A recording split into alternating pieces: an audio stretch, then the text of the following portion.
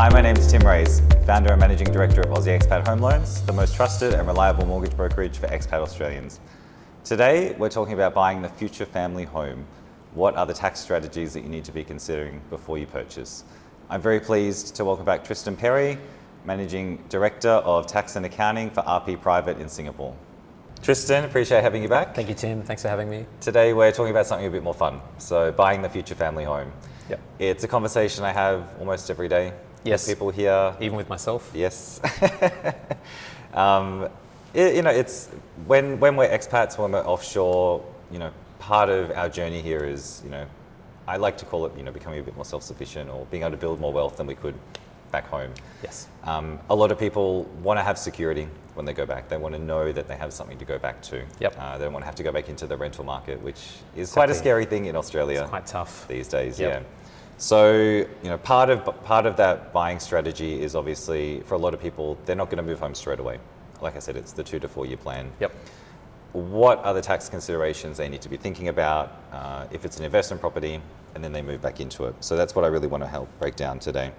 You could help me define, what do you call the future family home? Very good. So I guess the future family home is strategies normally partially emotional, which you've alluded to, and it's basically looking at buying a house that's more of a family house rather than an investment property. So your typical investment property is generally a property that's fairly solid, that's it's going to give you a really good return on your rent, low maintenance, and easy for a lot of tenants to move through it. Now, the future family home is a house, like it's a home that you want to move into. It's generally got a big piece of land or a bigger piece of land. Most clients will buy a house and land as opposed to an apartment, and as a result, you've got a few tax considerations and cash flow considerations as well. So it's normally the biggest house that you can buy at the time. So normally there's a big loan attached to it. Normally there's also a land tax bill attached to it, as we spoke about in previous episodes. And normally the rental yield may not be as good because you're sitting on a big piece of land with a backyard attached to it as well. There probably will be a few repairs and maintenance bills that you have to deal with, just like I'm dealing with my tenants at the moment. Yes. I like to break it down into kind of the short-term tax considerations versus the longer-term considerations, because they're very different, right? Especially if you're going home in the next 2 to 3 years. There's considerations for it being an investment property, but and some of those, especially around things like land tax, it can hurt a bit in the short term. But if it's going to be something that you hold for 10, 15, 20 years and that you eventually live in, sometimes that short-term pain can really outweigh that long-term cost. Correct. Yeah, exactly. So I guess the short-term tax considerations that we need to think about will be, as we said, land tax. So that's a cost. It is deductible. Interest on the home loan is a cost, but that's also deductible. Both those costs alone will help you contribute to the negative gearing position of the property. And as a non-resident of Australia, for tax purposes, when you accumulate tax losses in Australia, they'll roll forward forever and wait for you in Australia to be used against either a situation where you return to Australia and start working, start earning taxable income again, and you can earn some tax-free income when you head back to Australia, which is a great result. Or the situation that you never go back, and this is one of the good situations with having a bit of flexibility. Those losses will wait for you in Australia and can be used against eventual capital gains. That if you do have a situation where you remain an expat and you sell the property, you've got some losses to use against capital gains. Definitely. For a lot of people, when they're expats, their income is often a lot higher than when they're living back home. The disposable income they have is often a lot higher as well. How important is it for people to understand that, okay, we can borrow and buy this property now on these incomes, but really understand what it looks like for when they go back? Yeah. As well. Okay. Really good. Really good point. So, this sort of strategy comes into looking at your short-term cash flows and your medium and your long-term cash flows. So, in short-term cash flows, yes, you can afford the property. You've got a tenant in there who's renting the house, giving you some rental income, and as a result, you're paying some outgoing costs, interest, land tax, council rates, repairs and maintenance, etc. That are all achievable and will give you some nice tax credits or tax losses to carry forward.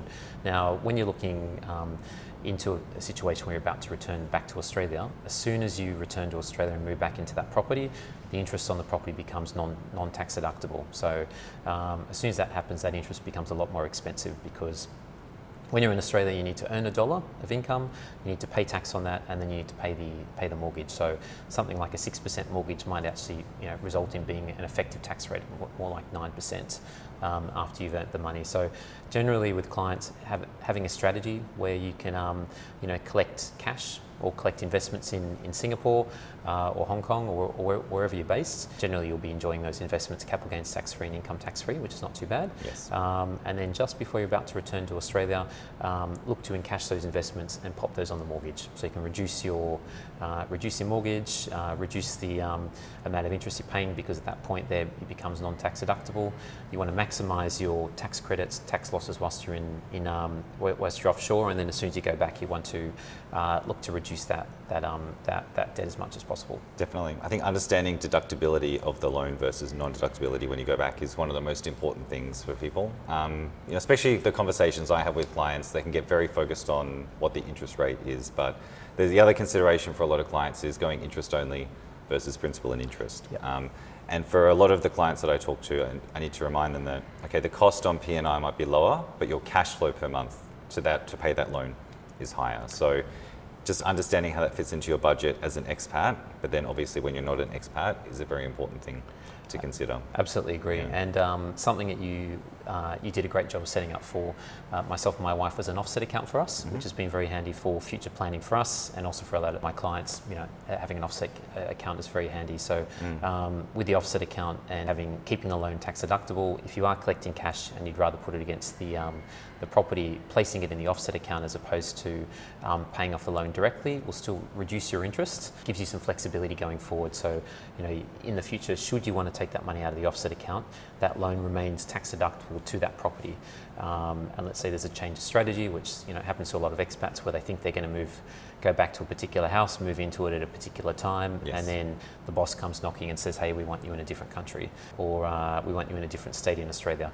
And that gives you that flexibility where you can take that money back out of the offset account, use it for something else, and that loan remains tax deductible against the initial property, because the ATO will follow the cash flows. Yes, I think it might be good to spend a couple of minutes on that, because it's something that I have to demystify for a lot of people.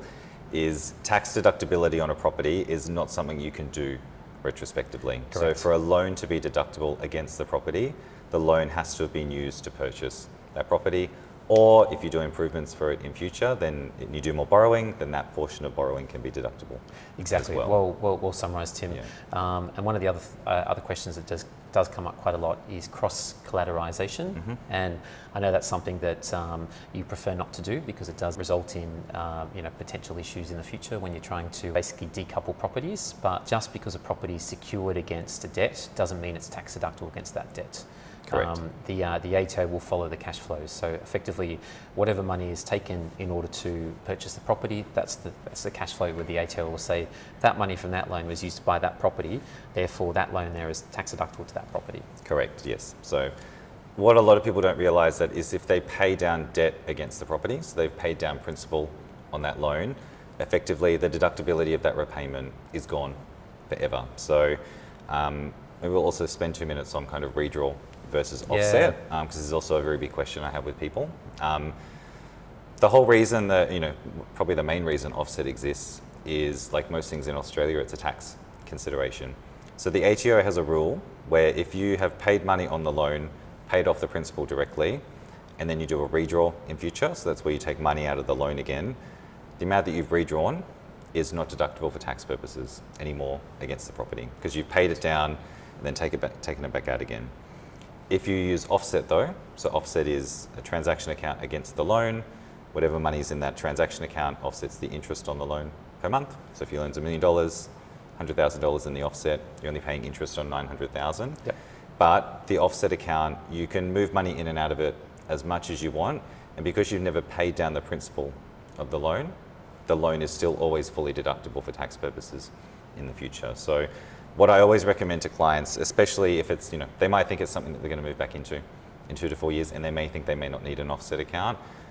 You never know what can happen Correct. in the future. I mean, we see it here all the time, exactly like you said. They get posted to another place. It might be 5 years, 8 years, 10 Yep. years before they actually move.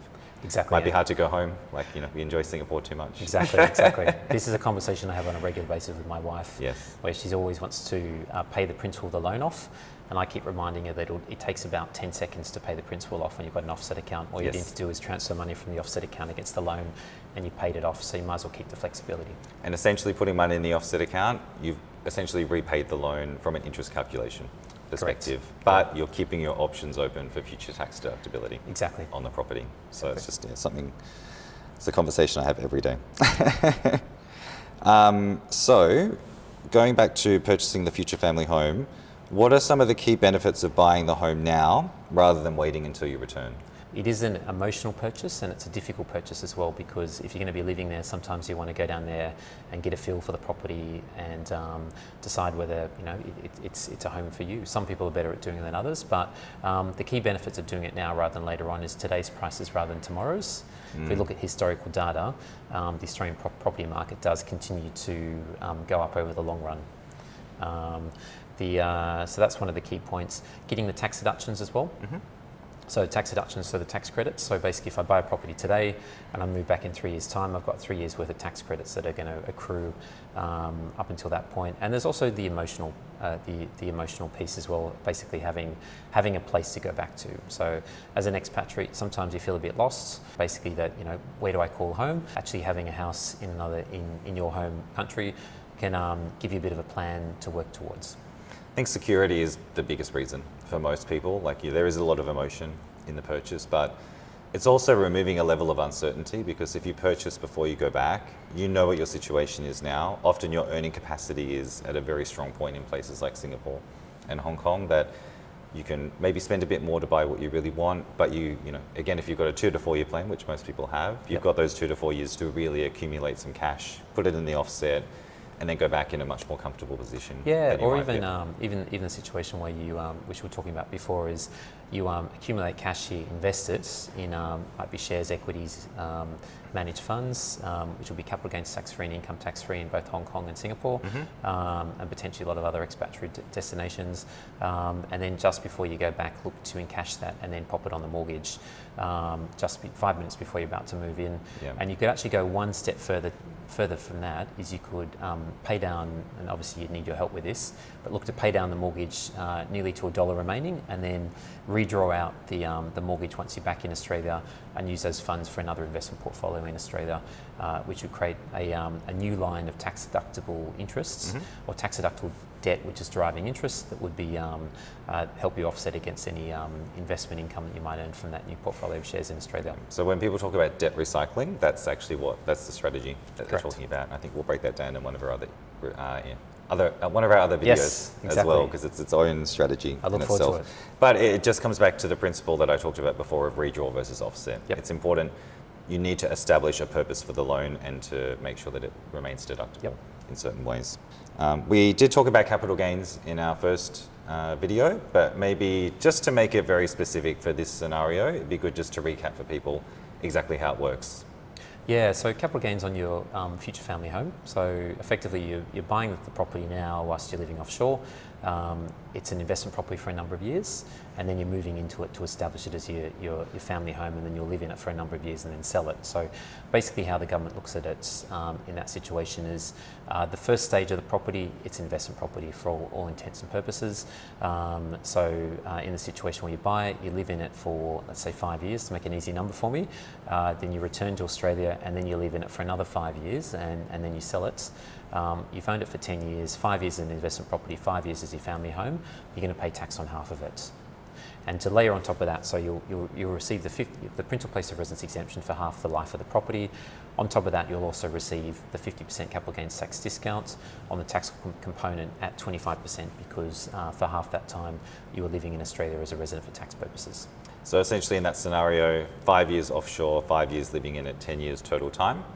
You pay tax on the first 5 years on the capital gains, so 50%, but then you get an additional 50% discount on that for the capital On gains that, yeah, discount. exactly, So which- the overall, it's about 25% is taxable. Correct. Yes, at whatever the marginal tax rate is in Australia at Exactly. the time. Yeah, exactly. The year that you sell it. So a lot of the time, the strategy for these kind of sales, you might consider if you are back in Australia and you're about to retire, you might hold off the sale of that property until you're retired, because your marginal rates of income will be a lot lower in that year rather than the rates that you're working, earning salary wages in Australia.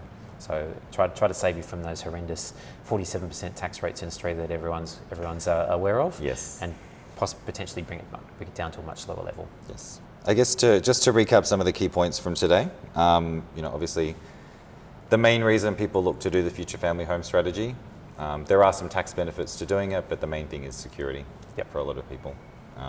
But I always encourage people, again, it's one of those things, you need to go in eyes wide open and also just plan for a couple of different scenarios as well. So, you got the 2 to 4 year plan, but if you don't go home in the 2 to 4 years, at least have it structured correctly so that it remains a viable investment for you. Exactly. When It you're away. keeps you flexible, because being flexible when you're an expatriate is is definitely an important piece.